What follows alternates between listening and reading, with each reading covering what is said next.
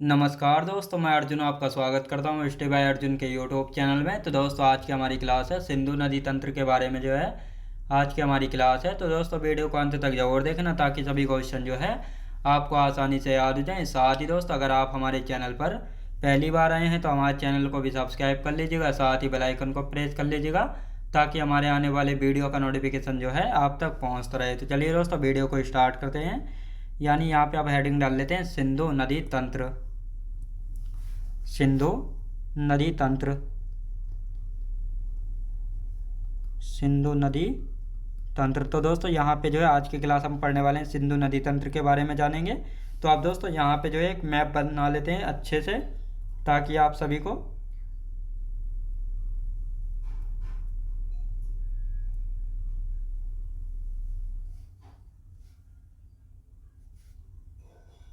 तो दोस्तों यहाँ पर जो है एक हमने मैप बना लिया है। आप देखेंगे दोस्तों, यहाँ से जो है कौन कौन सी नदियाँ जो हैं ये वो सबसे ऊपर आती है दोस्तों, ये वाली। ये हमने श्रेणी कौन सी बनाई है, ये है, ये आ जाती है दोस्तों काराकोरम। इसके नीचे कौन सी आती है, ये श्रेणी आती है लद्दाख। कौन सी दोस्तों, ये है लद्दाख। और नीचे कौन सी आ जाती है, ये है दोस्तों जास्कर।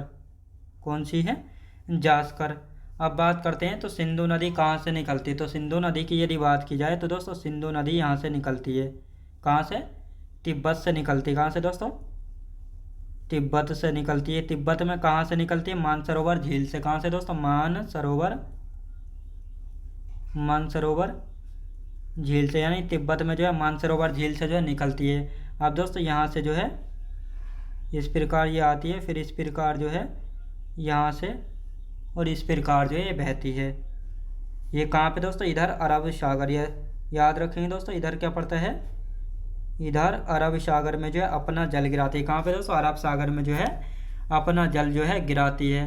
तो यहाँ पर बात करते हैं दोस्तों ये कौन कौन सी श्रेणियाँ हैं। तो दोस्तों ये होगी काराकोरम श्रेणी। कौन सी है, काराकोरम श्रेणी। कौन सी है, काराकोरम श्रेणी है। और यदि इसकी बात की जाए तो ये वाली कौन सी है, ये है लद्दाख श्रेणी, लद्दाख श्रेणी। और ये वाली यदि पूछा जाए ये है दोस्तों जास्कर श्रेणी। कौन सी है, जास्कर श्रेणी। यानी लद्दाख व जास्कर श्रेणी के बीच से होकर जो है बहती है।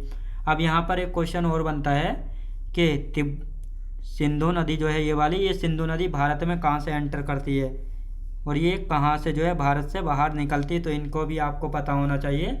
तो भारत में ये कहाँ से एंटर करती है, दम चौक से। दम चौक याद रखें दोस्तों, एक जगह है दम चौक, यहाँ से जो है सिंधु नदी भारत में प्रवेश करती है। तो ये कौन सी नदी है, सिंधु नदी। ये है दोस्तों सिंधु नदी। सिंधु नदी जो है भारत में कहाँ से प्रवेश करती है, तो भारत में जो है दम चौक से प्रवेश करती है। लेकिन भारत से बाहर कहाँ से निकलती है, तो चिल्लास से निकलती है। कहाँ से दोस्तों, चिल्लास। एक जगह पड़ती है दोस्तों चिल्लास। तो यहाँ से जो है सिंधु नदी जो है भारत से निकल जाती है। कहाँ से दोस्तों, सिंधु नदी भारत से जो है निकल जाती है। तो यहाँ पर आपको अच्छे से पता लग गया होगा सिंधु नदी कहाँ से निकलती है। तिब्बत में मानसरोवर झील पड़ती है, यहाँ से जो है सिंधु नदी निकलती है। और भारत में कहाँ से प्रवेश करती है, दम चौक से। और ये किस श्रेणी को काटकर, लद्दाख श्रेणी को काटकर जो है लद्दाख व जास्कर श्रेणी के बीच से बहती है। और भारत से जो है कहाँ से निकलती है, चिल्लास नामक स्थान से जो है भारत से बाहर निकल जाती है और अरब सागर में जो अपना जल जो है गिराती है। अब दोस्तों यहाँ पे बात करते हैं सिंधु नदी। तो यहाँ पे हेडिंग डाल लेंगे सिंधु नदी, सिंधु नदी। सिंधु नदी की यदि बात की जाए तो सिंधु नदी की उद्गम वगैरह के बारे में जो है जान लेते हैं कि उद्गम जो है कई प्रकार से जो है पूछा जाता है। कभी ग्लेशियर से पूछ लेता है, कभी जो है पर्वत श्रेणी से, और कभी जो है झील से पूछ लेता है। तो इसके लिए सभी को यहाँ पे लिखेंगे उद्गम। सिंधु नदी के उद्गम की यदि बात की जाए तो सबसे पहले कैलाश पर्वत, कैलाश पर्वत श्रेणी। यानी कैलाश पर्वत श्रेणी से जो है उद्गम होता है किसका दोस्तों, सिंधु नदी का। अगर झील पूछा जाए तो मानसरोवर झील से, मानसरोवर झील से। कहाँ से दोस्तों, मानसरोवर झील से। अगर पूछा जाए ग्लेशियर पूछा जाए तो बोखरचू, बोखरचू के निकट, बोखरचू के निकट चेमा युंगडुंग ग्लेशियर से, चेमा युंग, चेमा युंगडुंग ग्लेशियर से निकलती है। याद रखें दोस्तों, चेमायुंगडुंग ग्लेशियर से निकलती है। तो ये आपको याद रखना है। चाहे आप ग्लेशियर पूछे, झील पूछे या पर्वत श्रेणी पूछे, तो आपको पता होना चाहिए कि सिंधु नदी का उद्गम जो है यानी ओरिजिन कहाँ से होती है। उद्गम या ओरिजिन होता है जहाँ से दोस्तों नदी स्टार्ट होती है, और मुहाना होता है जहाँ पर जो है नदी समाप्त हो जाती है यानी उससे आगे को नहीं बहती है। अब दोस्तों यहाँ पर बात आती है, सिंधु नदी को जो है तिब्बत में किस नाम से जाना जाता है। तो यहाँ पे लिखेंगे, सिंधु नदी की बात आ रही है तो तिब्बत में जो है सिंधु नदी को किस नाम से जाना जाता है, सिंगी खम्बाम के नाम से। सिंगी खम्बाब किस नाम से दोस्तों, सिंगी खम्बाब के नाम से जाना जाता है, जिसका अर्थ होता है दोस्तों शेर का मुहाना। याद रखें दोस्तों, सिंगी खम्बाब याद रखें दोस्तों। खम्बाब का मतलब होता है, सिंगी खम्बाब का क्या मतलब होता है, इसका मतलब होता है शेर का मुहाना। अब बात आते हैं, सिंधु नदी किस दिशा में बहती है। उत्तर पश्चिम दिशा में बहती है। उत्तर पश्चिम दिशा में बहती है। उत्तर पश्चिम दिशा में बहती है, ये भी आपको पता होना चाहिए। सिंधु नदी जो है किस दिशा में बहती है, तो सिंधु नदी जो है उत्तर पश्चिम दिशा में जो है बहती है। ये किन दो श्रेणियों के बीच से बहती है, लद्दाख और जास्कर पर्वत श्रेणियों के बीच से बहती है। लद्दाख एवं जास्कर श्रेणियों के बीच से बहती है। श्रेणियों के बीच से बहती है, ये भी आपको पता होना चाहिए। अभी मैंने आपको मैप में जो है दिखाया था, लद्दाख श्रेणी को काटती है, यानी पूछा जाता है किस श्रेणी को काटती है, तो लद्दाख श्रेणी को काटती है। लद्दाख श्रेणी को काटती है, यानी लद्दाख श्रेणी को कौन सी नदी काटती है, तो सिंधु नदी जो है लद्दाख श्रेणी को काटती है। तो ये आपको याद रखना है। अब आते हैं दोस्तों, सिंधु की बाएं तट की सहायक नदी है, यानी जो नदियां जो हैं सिंधु नदी में बाएं तरफ से आकर मिलती हैं उनको सिंधु नदी की बाएं तट की सहायक नदियां कहा जाता है। जो सिंधु नदी में दाएं तरफ से आकर मिलती है उनको जो है दाएं तट की सहायक नदियां जो है कहा जाता है। तो यहाँ पर बात करते हैं, सिंधु नदी की बाएं तट की सहायक नदियाँ झेलम, चिनाब, रावी, ब्यास, सतलुज, जास्कर और द्रास हैं। और सिंधु नदी की दाएं तट की नदियों की यदि बात की जाए, खुर्रम, तोची, गोमल, बिबोआ, सेंगर और गिलगित, तो ये सभी जो है सिंधु नदी की दाएं हाथ की सहायक नदियां। तो दोस्तों अब इनको यहाँ पे लिख लेते हैं। सिंधु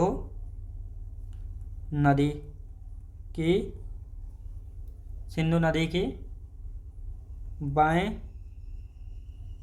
तट की सहायक नदियां। तो कौन सी जो है सहायक नदियां बाएं तट की, तो ये आपको याद रखना है। अभी मैंने आपको बताया था कौन कौन सी हैं। तो सबसे पहला आती है दोस्तों झेलम, लिख लेते हैं यहाँ पे झेलम। झेलम के बाद कौन सी है दोस्तों, चिनाब, रावी के बाद दोस्तों ब्यास, सतलुज, जास्कर व द्रास।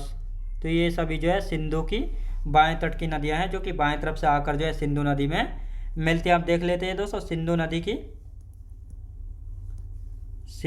की दाएं तट की नदियां। सिंधु नदी की दाएं तट की सहायक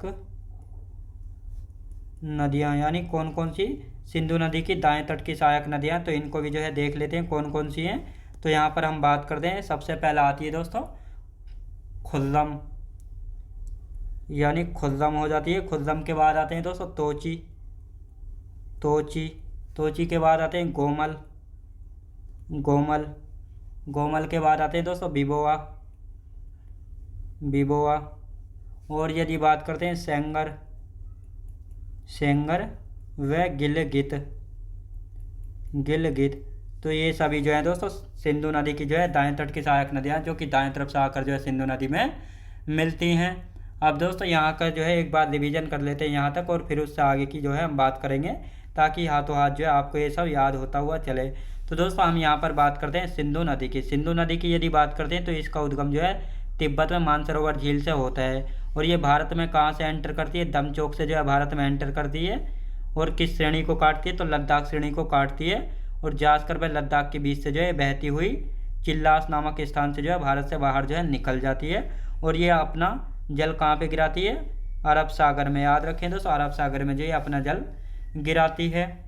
अब आते हैं दोस्तों सिंधु नदी के उद्गम की यदि बात करते हैं। सिंधु नदी का उद्गम कैलाश पर्वत श्रेणी से। अगर पूछा जाए सिंधु नदी का उद्गम जो है किस पर्वत श्रेणी से होता है, तो कैलाश पर्वत श्रेणी से। सिंधु नदी का उद्गम किस झील से होता है? मानसरोवर झील से। सिंधु नदी का उद्गम जो है किस ग्लेशियर से होता है? तो बोखरचू ग्लेशियर के निकट पड़ता है चेमा युंगडुंग ग्लेशियर, तो यहाँ से जो है निकलती है। चाहे ग्लेशियर पूछे, पर्वत पूछे या झील पूछे, तो आपको तीनों याद होना चाहिए। तिब्बत में जो है दोस्तों सिंधु नदी को किस नाम से जाना जाता है? सिंगी खंबाब के नाम से जाना जाता है, जिसका अर्थ होता है शेर का मुख। सिंधु नदी जो है उत्तर पश्चिम में, पश्चिम दिशा में जो है बहती है। लद्दाख एवं जास्कर श्रेणियों के बीच से जो है बहती है। किस श्रेणी को काटती है? तो लद्दाख श्रेणी को काटती है सिंधु नदी। याद रखेंगे। अब आते हैं दोस्तों सिंधु नदी की बाएं तट की सहायक नदियाँ, जो बाएं तरफ से आकर जो है सिंधु नदी में मिलती है। तो झेलम, चिनाब, रावी, ब्यास, सतलुज, जास्कर और द्रास, तो ये सभी नदियाँ जो है सिंधु नदी की बाएं तट की सहायक नदियाँ, जो कि सिंधु नदी में बाएं तरफ से आकर जो है मिलती हैं। सिंधु नदी की दाएं तट की सहायक नदियाँ कौन कौन सी हैं? तो खुर्रम, तोची, गोमल, बिबोआ, सेंगर और गिलगित, तो ये सभी नदियाँ जो है दोस्तों सिंधु नदी की दाएं तट की नदियाँ हैं, जो कि दाएं तरफ से आकर जो है सिंधु नदी में आकर मिलती हैं। अब आते हैं दोस्तों पंचनद। पंचनद की यदि बात की जाए तो पंजाब की 5 नदियों को पंचनद जो है कहा जाता है। और पंचनद में कौन कौन सी नदियाँ आती हैं? झेलम, चिनाब, रावी, ब्यास और सतलुज। सिंधु नदी का मुहाना की यदि बात की जाए तो अरब सागर, यानी सिंधु नदी अपना जल कहाँ पे गिराती है? तो ये अरब सागर में जो है गिराती है। अभी मैंने आपको बताया था मुहाना क्या होता है, यानी जहाँ से आगे को नदी नहीं बढ़ती है, जहाँ पर अंतिम रूप से अपना जल गिराती है, तो उसी को जो है मुहाना कहते हैं। तो सिंधु नदी अपना जल कहाँ पे गिराती है? अरब सागर में जो है गिराती है, इसीलिए सिंधु नदी का मुहाना हो जाता है अरब सागर। सिंधु नदी जल समझौता कब हुआ था? 1960 में हुआ था। अब इसमें दोस्तों 20% हिस्सा, 20% पानी जो है इंडिया को मिला था और 80% पानी जो है पाकिस्तान को मिला था। यानी पूर्वी नदियाँ जैसे रावी, ब्यास और सतलुज ये भारत के हिस्से में आई थी। पश्चिमी नदियाँ सिंधु, झेलम व चिनाब ये पाकिस्तान के हिस्से में जो आई थी। किसके दोस्तों? पाकिस्तान के हिस्से में आई थी। अब दोस्तों पहले इतना लिख लेते हैं, फिर दो आपके बारे में जो है अच्छे से जानेंगे। तो यहाँ पहले हेडिंग डालेंगे पंचनद। यहाँ पे हेडिंग डाल लेते हैं पंचनद। पंचनद दोस्तों पंचनद क्या होता है? तो पंचनद की यदि बात की जाए तो पंजाब की 5 नदियों को पंचनद कहा जाता है। पंजाब की 5 नदियाँ, जो पंजाब की 5 नदियाँ उनको जो है क्या कहा गया? पंचनद जो है कहा गया है। अब ये 5 नदियाँ कौन कौन सी हैं? तो झेलम,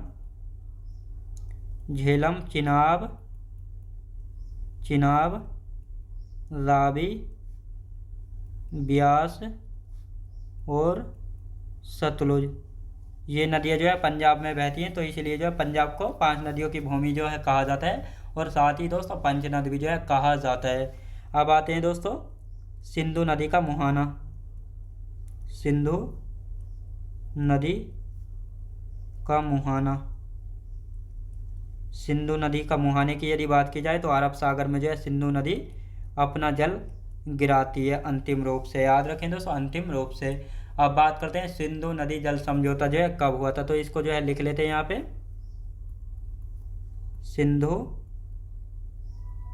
नदी जल समझौता, सिंधु नदी जल समझौता जो है कब हुआ था? तो ये दोस्तों 1960 में सिंधु नदी जल समझौता जो है हुआ था। कब दोस्तों? 1960 में जो है हुआ था। अब इस समझौते में क्या हुआ था? इस समझौते में जो है दोस्तों 20% पानी जो है भारत को मिला था। 20% पानी भारत को और 80% पानी जो है किसको? पाक को जो है, यानी पाकिस्तान को जो है मिला था। अब इसमें दोस्तों यहाँ पे बात करते हैं यानी पूर्वी नदियाँ। पूर्वी नदियाँ तो कौन सी पूर्वी नदियाँ थी? तो जैसे बात करते हैं रावी, ब्यास और सतलुज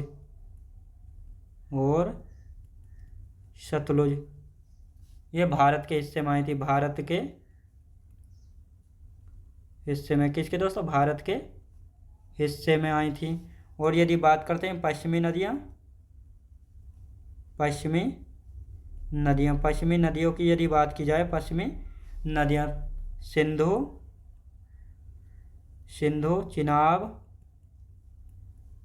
चिनाब और झेलम पाक के हिस्से में आई थी। किसके दोस्तों? पाक के हिस्से में जो आई थी। किसके दोस्तों? पाक के हिस्से में जो है आई थी। तो ये हुआ था दोस्तों सिंधु नदी जल समझौता, जिसमें जो है 20% पानी इंडिया को मिला था और 80% पानी जो है किसके हिस्से में आया था? पाकिस्तान के हिस्से में जो है आया था। अब आते हैं दोस्तों दोआब देख लेते हैं। दोआब, दोआब का क्या अर्थ है? यानी दो नदियों के बीच की जो भूमि होती है उसको क्या कहा जाता है? दोआब जो है कहा जाता है। यानी दोआब, दो नदियों के बीच का जो भाग होता है उसको दोआब जो है कहा जाता है। जैसे बिष्ट दोआब, बिष्ट दोआब की यदि बात करते हैं तो ब्यास और सतलुज नदियों के जो बीच का भाग है उसको दोस्तों बिष्ट दोआब कहते हैं। बारी दोआब की यदि बात की जाए तो ब्यास और रावी नदी के जो बीच का भाग है उसको बारी दोआब कहते हैं। रचना दोआब की यदि बात की जाए, रावी और चिनाब नदी के बीच का जो भाग है उसको क्या कहा जाता है? उसको जो है क्या कहा जाता है? रचना दोआब जो है कहा जाता है। चज दोआब की यदि बात की जाए, चिनाब और झेलम नदी के जो बीच का भाग है उसको क्या कहा जाता है? चज दोआब। सिंधु सागर दोआब की यदि बात की जाए, झेलम और सिंधु नदियों के जो बीच का भाग है उसको सिंध सागर दोआब जो है कहा जाता है। तो दोस्तों इन पांचों दोआबों को जो है लिख लेते हैं, यहाँ से जो है क्वेश्चन बन जाता है। तो यहाँ पर हम हेडिंग डाल लेते हैं दोआब। दोआब, दोआब की यदि बात की जाए तो दोस्तों दोआब का अर्थ क्या है? दोआब का अर्थ है दो नदियों के बीच का भाग। यानी दोआब क्या होता है? दो नदियों के बीच का भाग। जो दो नदियों के बीच का भाग होता है दोस्तों उसको जो है क्या कहा जाता है? दोआब जो है उसको कहा जाता है। तो ये आप याद रखेंगे। जैसे बिष्ट दोआब, बिष्ट दोआब, बिष्ट दोआब की यदि बात की जाए तो ये बिष्ट दोआब जो है किन दो नदियों के बीच है? सतलुज, ब्यास और सतलुज नदियों के बीच का भाग लिखेंगे दोस्तों। ब्यास और सतलुज, सतलुज नदियों के बीच का भाग, बीच का भाग। यानी सतलुज, ब्यास और सतलुज नदियों के जो बीच का भाग है दोस्तों उसको जो है बिष्ट दोआब जो है कहते हैं। अब आते हैं दोस्तों बारी दोआब। बारी दोआब, बारी दोआब की यदि बात करते हैं तो बारी दोआब जो है किन दो नदियों के बीच का भाग है? ब्यास और रावी नदी, ब्यास और रावी। यानी ब्यास और रावी नदियों के जो बीच का भाग है दोस्तों उसको क्या कहा जाता है? उसको जो है बारी दोआब जो है कहा जाता है। अब आते हैं दोस्तों रचना दोआब। रचना दोआब, रचना दोआब जो है किन दो नदियों के बीच का भाग है? तो रचना दोआब की यदि बात करते हैं रावी और चिनाब, रावी और चिनाब नदियों के जो बीच का भाग है दोस्तों उसको जो है रचना दोआब जो है कहा जाता है। अब आते हैं दोस्तों चज दोआब। चज दोआब, चज दोआब की यदि बात की जाए तो चिनाब और झेलम नदी, चिनाब और झेलम, चिनाब और झेलम नदियों के जो बीच का भाग है उसको चज दोआब जो है कहा जाता है। अब आते हैं दोस्तों सिंध सागर दोआब। सिंध सागर दोआब, सिंधु सागर दोआब की यदि बात की जाए तो ये किन दो नदियों के बीच का भाग है? झेलम और सिंधु नदियों के बीच का भाग। झेलम और सिंधु नदियों के बीच का भाग। याद रखें दोस्तों सिंध सागर दोआब की यदि बात की जाए तो ये सिंध सागर दोआब जो है किन दो नदियों के बीच का भाग है? तो ये दोस्तों झेलम और सिंधु नदी के बीच का भाग है। तो दोस्तों अब इसका एक बार रिवीजन कर लेते हैं ताकि आपको अच्छे से याद हो जाए ये। तो यहाँ पर हम बात करते हैं पंचनद। दोस्तों पंचनद की यदि बात की जाए, पंचनद, पंजाब की 5 नदियों को पंचनद जो है कहा जाता है। और ये 5 नदियाँ कौन कौन सी आती हैं पंचनद में? झेलम, चिनाब, रावी, ब्यास और सतलुज। तो ये 5 नदियाँ आती हैं पंचनद में। सिंधु नदी का मुहाना, सिंधु नदी के मुहाने की यदि बात की जाए तो अरब सागर में जो है सिंधु नदी अपना अंतिम रूप से जल जो है गिराती है। सिंधु नदी जल समझौता, सिंधु नदी जल समझौता कब हुआ था? तो 1960 में जो है सिंधु नदी जल समझौता जो है हुआ था। और इस जल समझौते में जो है 20% हिस्सा भारत के हिस्से में आया था और 80% पानी जो है पाक के हिस्से में यानी पाकिस्तान के हिस्से में। पूर्वी नदियाँ जैसे रावी, ब्यास और सतलुज ये किसके हिस्से में? ये भारत के हिस्से में आई थी। पश्चिमी नदियाँ सिंधु, चिनाब और झेलम ये पाकिस्तान के हिस्से में जो है आई थी। अब दोस्तों दोआब की यदि बात करते हैं दो नदियों के बीच का जो भाग होता है उसको दोस्तों दोआब जो है कहा जाता है, यानी जो क्षेत्र दो नदियों के बीच का भाग होता है उसको दोआब जो है कहा जाता है। जैसे बिष्ट दोआब, बिष्ट दोआब जो है किन दो नदियों के बीच आता है, ब्यास और सतलुज नदियों के बीच का जो भाग है इसको बिष्ट दोआब कहते हैं। बारी दोआब की यदि बात की जाए, ब्यास और रावी नदी के बीच का जो भाग है इसको दोस्तों बिष्ट बारी दोआब जो है कहा जाता है। रचना दोआब की यदि बात की जाए, रावी और चिनाब नदियों के जो बीच का भाग है उसको रचना दोआब कहा जाता है। चज दोआब की यदि बात की जाए तो चिनाब और झेलम नदियों के बीच का जो भाग है इसको चज दोआब जो है कहा जाता है। सिंध सागर दोआब की यदि बात की जाए, झेलम और सिंधु नदियों के बीच का जो भाग है इसको सिंध सागर दोआब जो है कहा जाता है। अब आते हैं दोस्तों इन पंच नदियों को एक एक करके समझेंगे। जैसे झेलम नदी, हेडिंग डालेंगे झेलम नदी। झेलम नदी के उद्गम यानी ओरिजिन की यदि बात की जाए तो बैरीनाग नामक स्थान से इसका उद्गम यानी ओरिजिन जो है होता है। अगर पूछा जाए किस झील से होता है तो शेषनाग झील से निकलती है झेलम नदी। इसकी सहायक नदियाँ पोहरू और किशन गंगा जो है इसकी सहायक नदियाँ हैं। कौन कौन सी दोस्तों, किशन गंगा और पोहरू जो है इसकी सहायक नदियाँ, तो ये आपको याद रखना है। अब आते हैं दोस्तों चिनाब नदी। चिनाब नदी की यदि बात की जाए तो अस्किनी, यानी इसका पुराना नाम क्या था चिनाब नदी का, अस्किनी या अस्किनी, याद रखेंगे। अब ये दोस्तों बारालाचला दर्रे से जो है इसका उद्गम होता है। कहाँ से, बारालाचला दर्रे से इसका उद्गम होता है और यह सिंधु की जो है सबसे लंबी सहायक नदी है। यानी सिंधु की सबसे लंबी सहायक नदी कौन सी है, तो ये आपको याद रखना है चिनाब नदी है। चिनाब नदी दोस्तों चंद्रा और भागा के नाम से जानी जाती है हिमाचल प्रदेश में। कहाँ पे दोस्तों, चंद्रा और भागा ये दो नदियाँ निकलती हैं जो कि तंडी नामक स्थान पर जो है ये आकर मिल जाती हैं और इन्हें चंद्रभागा जो है हिमाचल प्रदेश में कहा जाता है और इसी का नाम जो है आगे चलकर चिनाब नदी के रूप में पड़ता है। आगे चलकर जो है चिनाब नदी के रूप में जो है पड़ता है और हिमाचल प्रदेश में इसको किस नाम से जाना जाता है, चंद्रभागा के नाम से जो है इसको जाना जाता है। चंद्रा और भागा कहाँ पे मिलती है, तंडी नामक स्थान पर जो है मिलती है और ये तंडी कहाँ पे पड़ता है दोस्तों, हिमाचल प्रदेश में जो है पड़ता है। और इससे आगे को जो है दोस्तों चिनाब नदी के नाम से जो है ये जानी जाती है। किस नाम से दोस्तों, चिनाब नदी के नाम से। रावी नदी की यदि बात की जाए तो इसका ओरिजिन यानी उद्गम रोहतांग दर्रे से इसका उद्गम होता है और इस नदी पर जो है कौन सा डैम बना है, चमेरा व थीन परियोजनाएं जो है इस नदी पर बनी है और साथ ही रणजीत सागर डैम भी जो है बना हुआ है। याद रखें दोस्तों, रणजीत सागर डैम भी जो है बना हुआ है। तो आप दोस्तों इनको जो है यहाँ पे लिख लेते हैं। झेलम और चिनाब नदी के बारे में जो है जानेंगे यहाँ पे अच्छे से। तो यहाँ पे दोस्तों हेडिंग डाल लेते हैं, हेडिंग डाल लेते हैं दोस्तों यहाँ पे झेलम, झेलम नदी। झेलम नदी की यदि बात की जाए, झेलम नदी इसका उद्गम कहाँ से होता है दोस्तों, इसके उद्गम की यदि बात की जाए, उद्गम यानी ओरिजिन जहाँ से जो है निकलती है, तो ये दोस्तों बैरीनाग, वेरीनाग